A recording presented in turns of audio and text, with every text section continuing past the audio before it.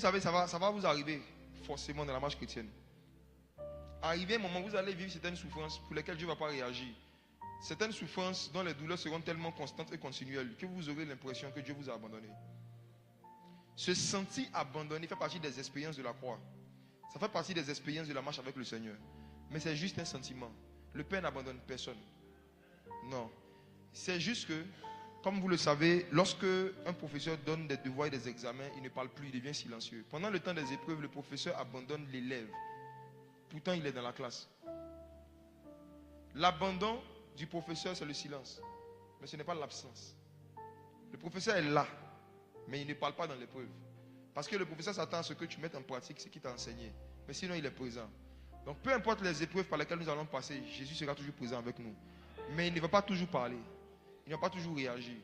Quand tu vis une souffrance pour laquelle tu demandes à Dieu des solutions, tu lui parles et qu'il ne te répond pas, ça veut dire que tu es en train de passer par un temps d'épreuve. Et pendant le temps d'épreuve, on ne pleure pas. On se rappelle des cours. On révise. Les épreuves ne sont pas faites pour pleurer, c'est fait pour mettre en application tous les enseignements. Tu disais Amen, c'est puissant. Réma, réma, réma. Tous les réma, réma, tu as dit la pratique. Le temps des épreuves, c'est un temps pour pratiquer tous les messages qu'on a accumulés, toutes les notes qu'on a prises depuis toutes ces années de vie chrétienne. C'est à ça que les épreuves servent. C'est pourquoi en ce moment, Dieu est très silencieux. Dieu est silencieux. Pourquoi? Dieu ne parle pas parce qu'il considère qu'il a déjà parlé. Et toi qui as oublié. Exode 12, verset 10.